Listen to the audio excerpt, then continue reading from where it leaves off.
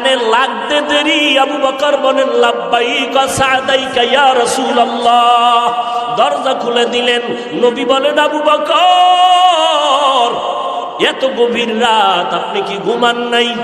আবু বকর বলেন নবী বহুদিন আগে আপনি বলেছিলেন হিজরত করা লাগবে, আমি আবু বকর আপনার সঙ্গী হব। আল্লাহর জাতের কসম করে বলি রে নবী, ওই যেদিন আপনি বলছেন যত ব্যস্তই থাকি না কেন রাতের বেলা ঘরে আইসা আমি দাঁড়াইয়া অপেক্ষা করি, একটা সেকেন্ডের জন্য আমি ঘুম যাই না। কারণ আমি যদি ঘুমায় যাই আর রহমতের নবী আইসা ডাকিয়া যদি আমাকে না পায়, অন্য দিক থেকে দুশমনের আক্রমণ, নবীর উপরে আক্রমণ যদি হয়, নবী যদি চলে যায়, আমি আবু বকরের বেঁচে থেকে কি লাভ? কারণ আমি আবু বকর যেই নবীর সোহবত আর নেক নজর এত দামি হয়ে গেলাম। হঠাৎ খবর হয়ে গেল নবী নাই, নবী নাই। মদিনার নবীর একজন আশিক খেজুরের বাগানে পানি দেয়, হঠাৎ করে কানে আওয়াজ নবী নাই। বালতি ফালাইয়া আসমানের দিয়ে তাকায় কয় মালিক তুমি আমাকে অন্ধ বানাইয়া দাও, কারণ এই চক্ষু দুইটা রিজার্ভ করে রেখেছি শুধু নবীজিকে দেখব আর কলিজাটা ঠান্ডা করব।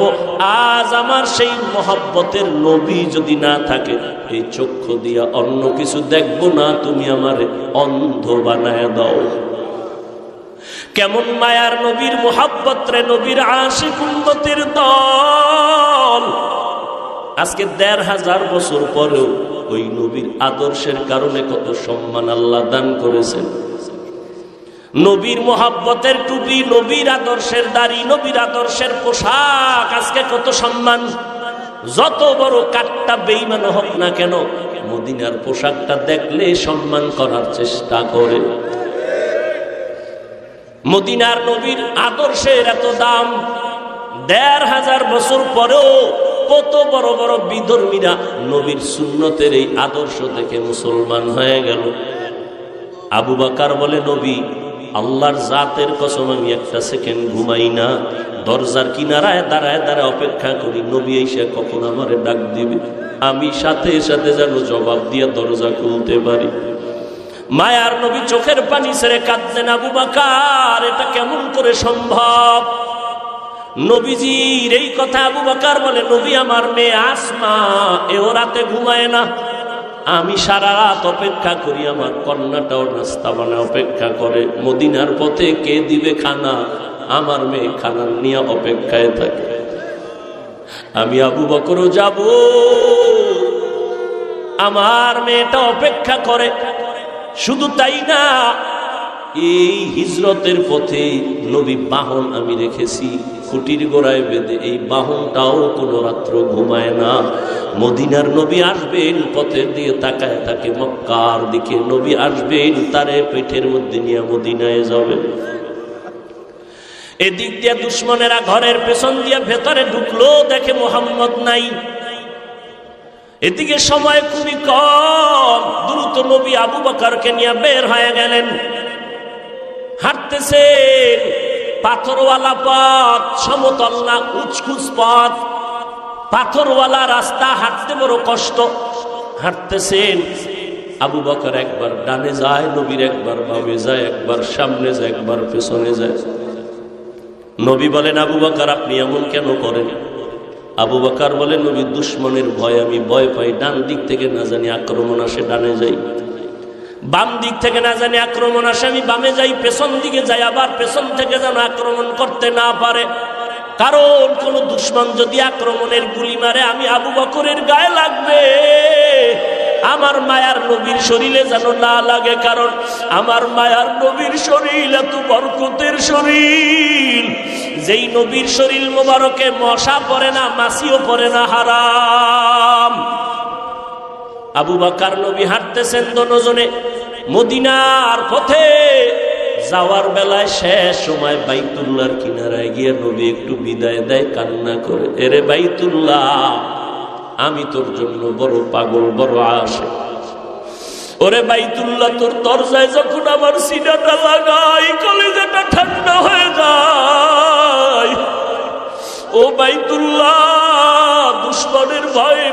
একটু মোহাব্বত করে সেজদা দিয়া নামাজ পড়বো। আমার আল্লাহর ঘর, আমার আল্লাহর ঘরের দিকে ফিরিয়া নামাজ পড়তে পারি না রে বাইতুল্লাহ। আমার দুশ্মন কলিজাটা ভেঙ্গে যায় রে বাইতুল্লাহ। তোর গায়ে যখন আমি লাব্বাইকের আওয়াজ দিয়ে হাতটা লাগাই, কলিজা ঠান্ডা হয়ে যায়। ও বাইতুল্লাহ, তোরে রেখে যাইতে মনে চায় না। মদিনার পথে আমার জন্মভূমি, এখান থেকে যেতে মনে চায় না, কিন্তু আমার মালিকের অর্ডার। ও বাইতুল্লাহ, আজ আমি চোখের পানি ছেড়ে কান্না করে যাইতেছি। একদিন আমি হাসি মুখে বিজয়ের মালা নিয়ে বাইতুল্লাহ তোমার কিনারায় এসে হাজির হব। মায়ার নবী কান্না করে করে মদিনার পথে রওয়ানা। ওই হেরা গুহা, ওরে গারে সূর, জাবালে নূর, আল্লাহর নবী আবু বকর সহ দনজন হাঁটতেছেন, অন্ধকার, কোনো আলো নাই। এদিক দিয়ে দুশ্মন ঘরের মধ্যে না পায় রেডি হয়ে গেল। মদিনার পথে লোক পাঠাও, দেখো ওখানে ধরা যায় কিনা। কিছু দূর যাইতে যাইতে মাত্র 2 থেকে 3 কিলোমিটার বাকি, গুহার মধ্যে ঢুকবেন। হঠাৎ করে আল্লাহর নবীর পায়ে একটা পাথরের আঘাত লাইগা রক্ত বের হয়ে গেছে। নবীজি এত অসুস্থ, রক্ত বের হচ্ছে, থামে না। মায়ার নবী এমন অবস্থা, হাঁটতে এখন কষ্ট হয়। আল্লাহর নবীর এই অবস্থা দেখে আবু বকর চোখের পানি ছেড়ে বলেন, নবী বেয়াদবি মাফ করবেন, আপনি হাঁটতে পারেন না। আমি বসে গেলাম, আপনি আমার কাঁধের উপরে উঠেন, আমি আপনাকে নিয়ে গুহা পর্যন্ত নেই, সেখানে আশ্রয় নিব। নবী বলেন না। শেষ পর্যন্ত মায়ার নবী এতটা অসুস্থ, পেছনে দুশ্মনের আঘাত, আবু বকরের কাঁধের উপরে উঠলেন। আবু বকর আমার নবীরে নিয়ে 2-3 কিলোমিটার চলে গেলেন, গুহার সামনে দাঁড়াইলেন। গুহার ভেতরে ঢুকবেন, ওদিকে দুশ্মন আসতেছে। আল্লাহর নবী আল্লাহর উপরে ভরসা করে ঢুকে গেলেন গুহার ভেতরে। গুহার ভেতরে যাওয়ার পর দেখে পুরানো গর্ত, চতুর্পার্শ্বে ছিদ্র আর ছিদ্র। ওদিকে গুহার মুখ এত বড়, দুশ্মন আইসা যদি সামনে দাঁড়াইয়া একটু ভিতরে তাকায়, আমাকে দেখে ফেলবে। আবু বকর ভেতরে, নবীও ভেতরে। নবী এখন আরাম করবেন। আবু বকরের রানের উপরে মদিনার নবী মাথা রাখলেন, আর আবু বকর নবীর বিশ্রামে গেলেন চুপচাপ। আবু বকর নিজের জামার কাপড় ছিঁড়ে ছিঁড়ে ছিদ্রগুলো আটকাইতেছে, না জানি আবার কোনো সাপবিচ্ছু আইসা আমাদের আক্রমণ করে। ওদিকে ভয়, গুহার মুখে দুশ্মন আইসা দাঁড়াইলে আমাকে দেখে ফেলবে। আল্লাহর কুদরত, হঠাৎ করে দেখে দুশ্মন গুহার মুখে আসিয়া দাঁড়ায় গেছে। এই আসতে আসতে না আসতে মুহূর্তের মধ্যে মাকড়সা জাল বলল। দুশ্মন আসতে না আসতে একটা কবুতর এসে ডিম পাড়া শুরু করলো। দুশ্মনেরা নিচে তাকাইলেই দেখে ফেলবে আবু বকরের। হেফাজতের মালিক আমার আল্লাহ। মায়ার নবী তো বিশ্রামে আছে আবু বকরের রানের উপরে। ওরা গুহার মুখে আইসা তাকাইয়া ভিতরে তাকায় না, ডানে বামে তাকায়, হালকা ভাবে নজর দিয়া দেখে মাকড়সার জাল, কবুতর, এখানে তো কেউ নাই। এরা ওখান থেকে চলে গেল। আবু বকর চুপ করে বসে আছেন, গর্তগুলো জামার কাপড় দিয়ে আটকাইতেছে। ছিঁড়ে ছিঁড়ে ছিঁড়ে ছিঁড়ে আটকায় দেখে একটা ছিদ্র বন্ধ করার মতো কাপড় নাই। আবু বকর ওই গর্তটার মুখে পায়ের গোনালি দিয়া চাপ দিয়া ধরে রাখলেন, কিন্তু ওই গর্তের মধ্যে একটা সাপ বহুদিন ধরে ছিল, মায়ার নবীকে দেখবে বলি অপেক্ষা করছে। আবু বকর যখন পা সরায় না, ঠোঁট দিয়ে কয়েকটা হালকা ভাবে আক্রমণ করলো। আক্রমণের নিয়ত না, পাওটা সরাও, আমার আশান্বিত নবী বুঝি আসছে, আমি দেখব। যখন পাওটা সরায় না, হালকা ভাবে একটু দাঁত বসায় দিছে। দেওয়া মাত্র বিষে পুরো শরীর জর্জরিত। আবু বকরের বিষ, চোখের পানি পড়া শুরু হয়ে গেল, কিন্তু পা নাড়ায় না। রহমতের নবী রানের উপরে মাথা মোবারক রেখে আছে। পা নাড়ায় না, বেদবি হবে, নবীর ঘুম নষ্ট হবে। মায়ার নবী বিশ্রামে আছেন। হঠাৎ করে অজান্তে আবু বকরের কান্নার চোখের একটা ফোঁটা পানি নবীর উপরে পড়ে গেল। মায়ার নবী তাকায় দেখে আবু বকরের চোখে পানি। নবী বলেন, আবু বকর কি খবর? বলে, নবী এই হালাত। নবী জিহ্বার থেকে মোবারক থেকে লালা মোবারক নিয়ে একটু লাগাই দিলেন, সাথে সাথে বিষ পানি হয়ে গেল। এরে নবীর উম্মতের দল, ওই সাপ গর্ত থেকে মুখ বের করলো, নবীজির নজর পড়ে গেল। মায়ার নবী এমন রহমতের নবী আমার, সমস্ত প্রাণীরা আমার নবীকে চিনে, আমার নবীরে দেখার জন্য পাগল। কিন্তু আমরা সেই নবীর শ্রেষ্ঠ উম্মত হইয়া নবীরে এখনো পর্যন্ত দেখতে পারলাম না। কি দরুদ শরীফ পড়ি যে নবীর সাথে দেখা হয় না। ওরে সেজদার মতো সেজদা দিলে তো মাওলার সাথে দিদার হবে, দরুদের মতো দরুদ পড়লে তো মদিনার নবীর সাথে ঘুমের ঘরে মোলাকাত হয়ে যাবে। ও আল্লাহর বান্দারা, এই জীবনের আমলের ফলাফল কি? নবীরে কি ঘুমের ঘরে দেখেছো? আল্লাহর সাথে কি পরিমাণ মোহাব্বত তৈরি হয়ে গেল। ওই নবীর ধুলা বালু, মদিনার ধুলা লাগানোর জন্য আশেকেরা পাগল পারা হয়ে দৌড়ায়, অথচ নবীর সুন্নতের আশেক এখনো পর্যন্ত হতে পারলাম না। কই সুন্নতের দস্তরখান, কই বাথরুমে গেলে টুপি, কই জুতা, কই ডিলা কুলুক, কই টিস্যু পেপার ব্যবহার, খানার মধ্যে কই নবীর সুন্নতের খবর নাই। এরপরে নিজে তো এক চিন্তা, আবার আমার সন্তান, ছেলে মেয়ে, আমার পরিবার। আল্লাহর নবী চোখের পানি ছেড়ে গর্তের বিবরণ দেয়। আম্মাজান আয়েশা কাঁদতেছেন। আম্মাজানকে বললেন, ও আয়েশা, তোমার বাবা আমাকে কাঁধে নিয়া 3 কিলোমিটারের মতো রাস্তা পারাইয়া ওই গর্তের মধ্যে নিয়া তার রানে আমি মাথা দিয়া বিশ্রাম নিছিলাম। বিষের ব্যথায় কানছে, তবে একটু পা নাড়ায় নাই। এই যে ত্যাগ আবু বকর আমার জন্য দিনের স্বার্থে দিল, সারা দুনিয়ার উম্মতের নেক এক পালায় দিলেও সমান হবে না। আম্মা জান আয়েশা কান্না করেন, নবী যদি বেয়াদবি না নেন, আমার আব্বা জানের আর একটা নেক আমল কি বলবেন? নবী বলেন, শুনো আয়েশা, শুনো সেই দিনের আমল। নবীর সেই জীবনে তাবুকের যুদ্ধে যাবেন, একটা যুদ্ধ শেষ হলো, আর একটা যুদ্ধ তাবুকে যাবেন। তাবুকে যাবেন মদিনার থেকে বহু দূর। ওই যুদ্ধে যাবেন এমন সময় খেজুরও পেকে গেল, খেজুর কাটার সময়, মানুষের কাজের সময়, প্রচন্ড রোদের তাপ। আবার আর একটা যুদ্ধ থেকে আইসা সব ক্লান্ত। কিন্তু রোম সম্রাট বেঈমান হাজার হাজার কাফেলা নিয়ে আসতেছে মদিনার দিকে যুদ্ধ করার জন্য। এবার নবী ঘোষণা দিলেন, তৈরি হয়ে যাও, 30,000 কাফেলা নিয়ে আমরা যুদ্ধে যাব তাবুকে। সবাই রেডি হয়ে গেলেন। কিন্তু এই যুদ্ধে 30,000 সাহাবী নিয়ে গেলে আমাদের অনেক বাহন লাগবে, সাওয়ারি লাগবে, টাকা লাগবে। নবী ঘোষণা দিলেন, ও আবু বকর, ওমর, ওসমান, আলী সহ সবাই বাড়িতে যান, সবাই দান করেন, টাকা দেন, সাওয়ারি দেন, সবাই দান নিয়ে আমার সামনে হাজির করেন। বাহন লাগবে অনেক। হযরত ওসমান রাদিয়াল্লাহু তাআলা 10,000 সাওয়ারি নিয়ে নবীর সামনে হাজির। টাকা তো আলাদা। ওমর সব নিয়ে আসছেন। এইবার নবী একটু পরীক্ষামূলক বসলেন, বৈশা জিজ্ঞাসা করেন, ও আলী, আপনি কি পরিমাণ দান করলেন? এই পরিমাণ। আপনি কি পরিমাণ দিলেন? বলে এই পরিমাণ। ওমর, আপনি কি পরিমাণ দিলেন? আমার সম্পদের অর্ধেক দিয়া দিলাম।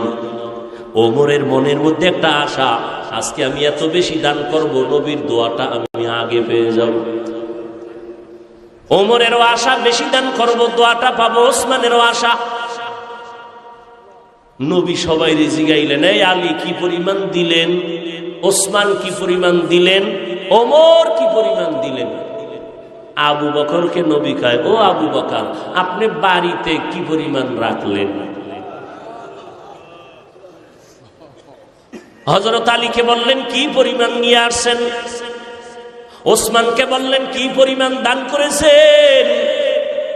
ওমরকে বললেন, কি পরিমাণ নিয়ে আসছেন? কিন্তু আবু বকরকে কি পরিমাণ নিয়ে আসছেন বলে নাই, কারণ নবী জানে আবু বকর বড় গরীব। মায়ার নবী বললেন, আবু বকর ঘরের মধ্যে কি রেখে আসছেন? আবু বকর চোখের পানি ছেড়ে বলে, নবী আমার ঘরে ঝাড়ু দিয়া দিয়া সব আমি নিয়ে আসছি। আমার ঘরে আমার আল্লাহর আমার নবী ছাড়া কেউ নাই। আমার আল্লাহ ছাড়া আমার মুহাম্মদ নবী ছাড়া আমার কেউ নাই। আমি সব ঝাড়ু দিয়া দিয়া আমি সব দিনের নবীর সামনে আসি। কারণ এই সময় যদি আমি কিছু রাখি আমি আল্লাহর কাছে ফলাফল পাবো না। আমার খানার মতো চুলায় আগুন জ্বলে না, ঘরে খাউন নাই। এত কষ্টের মধ্যেও আমি আপনার মুহাব্বত আর আমার মাওলার মুহাব্বতে সব বিলীন করে দিলাম। ও নবী, এখন আমার ঘরে আল্লাহ ছাড়া কেউ নাই। নবী বড় আশ্চর্য হয়ে গেলেন। আবু বকরের কথা শুনে ওমরের মাথাটা নত হয়ে গেল। আজকে বুঝি আমি বড় দোয়াটা পাইলাম না। আবু বকরের যেই পরিমাণ কোরবানি, ওই পরিমাণ কোরবানি তো আমি ওমর দিতে পারি নাই। ওসমানও মাথা নত করে ফেললেন। যদিও টাকা পয়সা বেশি দিয়েছি, আবু বকরের বেশি, কিন্তু আবু বকরের মতো কোরবানি তো দিতে পারলাম না। নবীও পেরেশান। হঠাৎ করে জিবরাইল এসে হাজির। জিবরাইল আমিন এসে আমার নবীর সালাম দিয়ে কয়, নবী আমার আল্লাহ প্রতিদিন আপনাকে সালাম জানায়।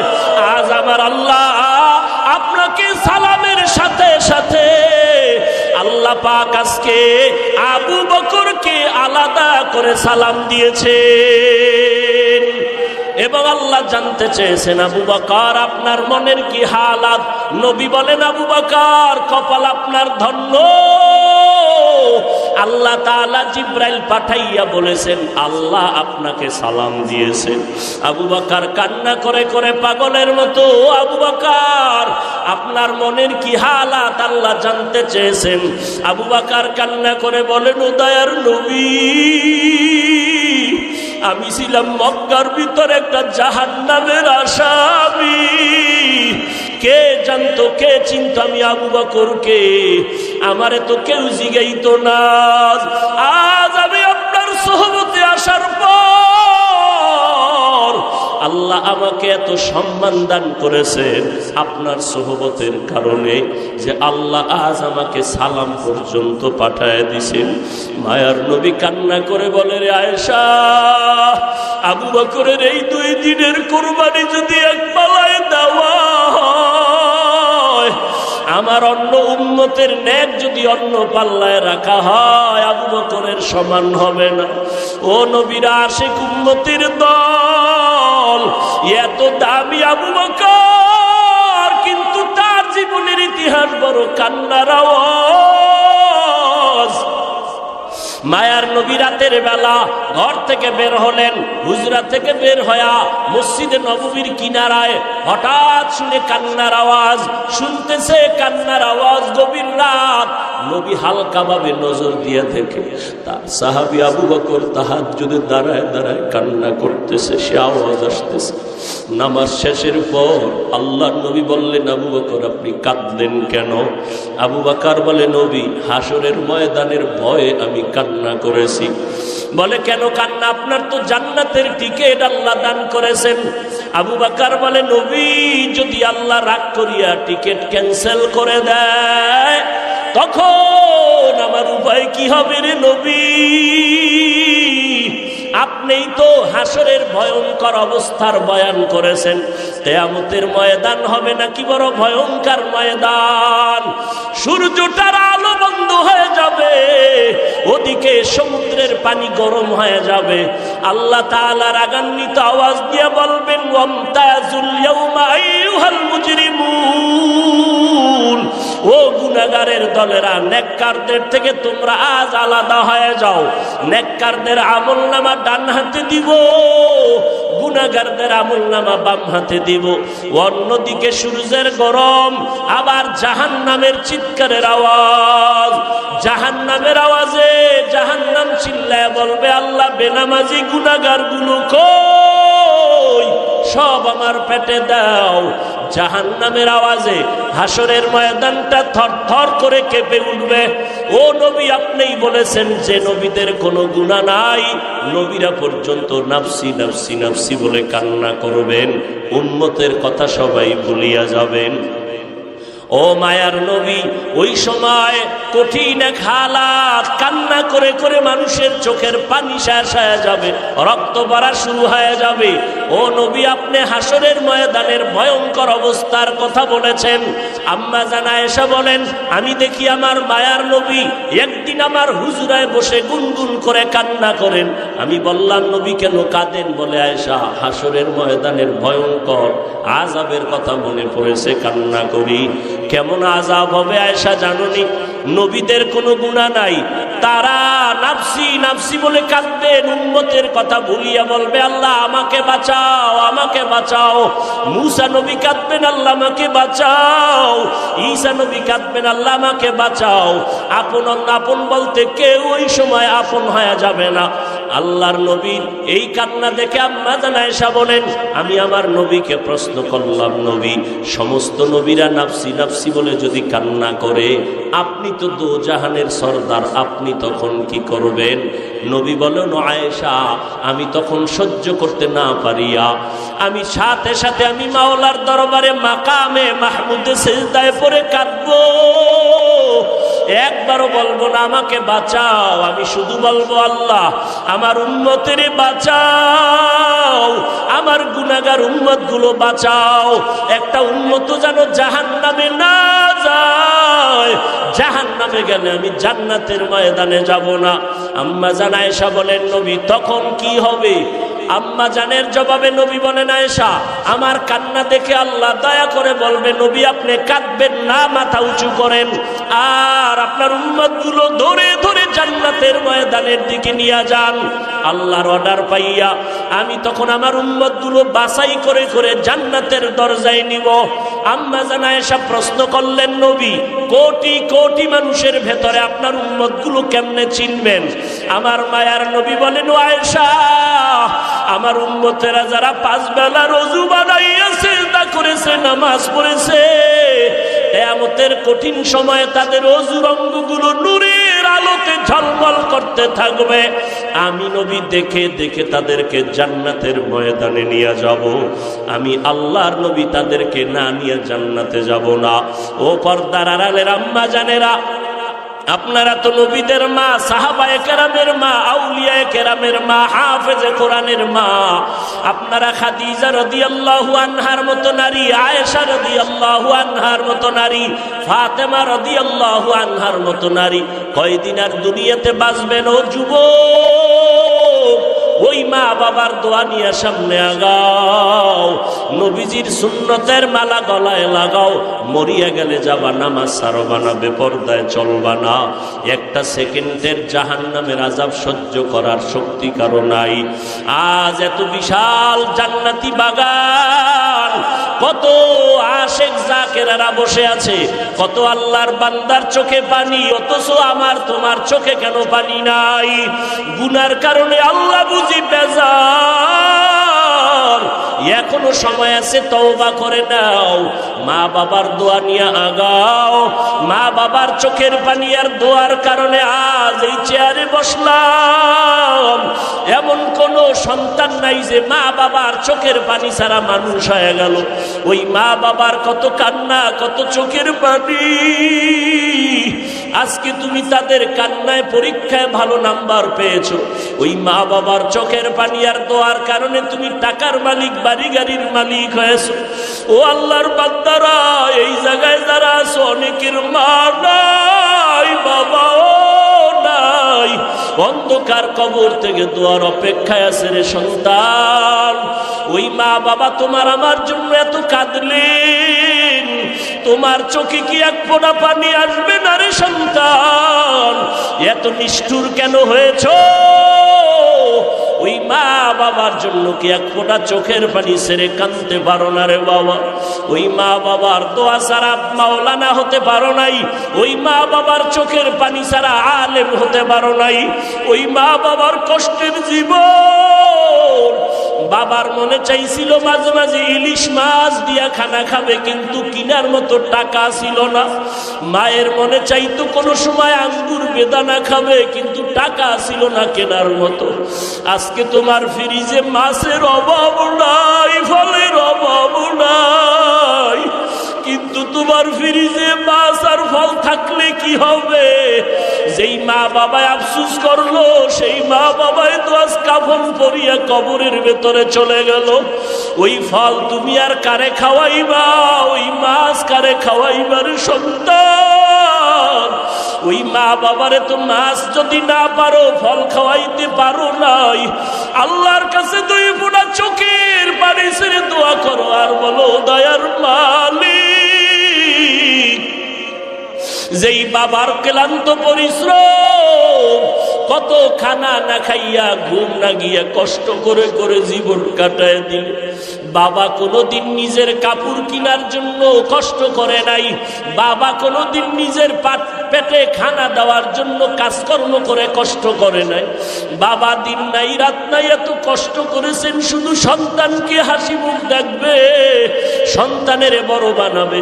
বাবা রিক্সা চালাইয়া চালাইয়া টাকা দেয়, ভ্যান চালাইয়া টাকা দেয়, চায় সন্তানটারে মানুষ বানাবে। অনেক বাবা বেতন দিতে পারে না, অনেক বাবা জামা কাপড় দিতে পারে না, মানুষের বাড়ি কাজ করে আর দিল খুশি আমার সন্তান কোরআন তেলাওয়াত করে, আমার সন্তান কেওড়া বুনিয়া মাদ্রাসায় পড়ে, আমার কষ্ট কোনো দুঃখ নাই, গাধার মতো কষ্ট করি তারপর দুঃখ নাই। আমার সন্তান যদি হাফেজ হয়, আলেম হয়, কিয়ামতের দিন যদি জিজ্ঞেস করে কি নিয়ে হাজির হয়েছো, আমি যদি কোনো আমল পেশ করতে না পারি, আমার জীবনের কষ্টের দেওয়া টাকা দিয়ে যে সন্তানটারে আলেম বানাইলাম, ওই সন্তান আমাকে না নিয়ে জান্নাতের ময়দানে যাবে না। ও আল্লাহর আশিকেরা, সন্তানটাকে পারলানি কোরআন পড়াইতে, সন্তানটারে পারলানি আলেম বানাইতে, হাফেজ বানাইতে। সন্তান স্কুলে পড়াও আলহামদুলিল্লাহ বাধা নাই, কলেজে পড়াও বাধা নাই, তবে সন্তানটাকে আদর্শওয়ালা বানাইও। সন্তানের ব্যবহারে যেন আলেমরা কষ্ট না পায়, সন্তানের ব্যবহারে যেন মুরব্বীরা কষ্ট না পায়, সন্তানের ব্যবহারে যেন সমবয়সী কেউ কষ্ট না পায়। ওই সন্তানকে আদর্শওয়ালা বানাইয়া কোরআন পড়ায় যাও। ডাক্তার হলেও কোরআন পড়ে পড়ে দোয়া করবে। আর ওই সন্তানের আচরণ দেখিয়া এলাকার মানুষ মা বাবার জন্য প্রাণ খুলে দোয়া করবে। ও আল্লাহর বান্দারা, এখনো যারা পারেন নাই তওবা করেন। আল্লাহ যতদিন হায়াত রাখেন দিনের উপরে নিজেও চলবো, সন্তানকে চালাবো। একজন আদর্শ সন্তানের বাবা মা হইয়া কবরে যাব। আজকে থেকে আর কোনোদিন গুনাহের পথে যাব না, আজকে থেকে সন্তানকেও গুনার পথে চালাবো না, নবীর তরিকার বাইরে চলবো না। আল্লাহ আমাদের সবাইকে খাঁটি তওবাওয়ালা জিন্দেগি দান করেন। তওবার উপরে মজবুত হইয়া নবীজির তরিকা মতে আল্লাহওয়ালাদের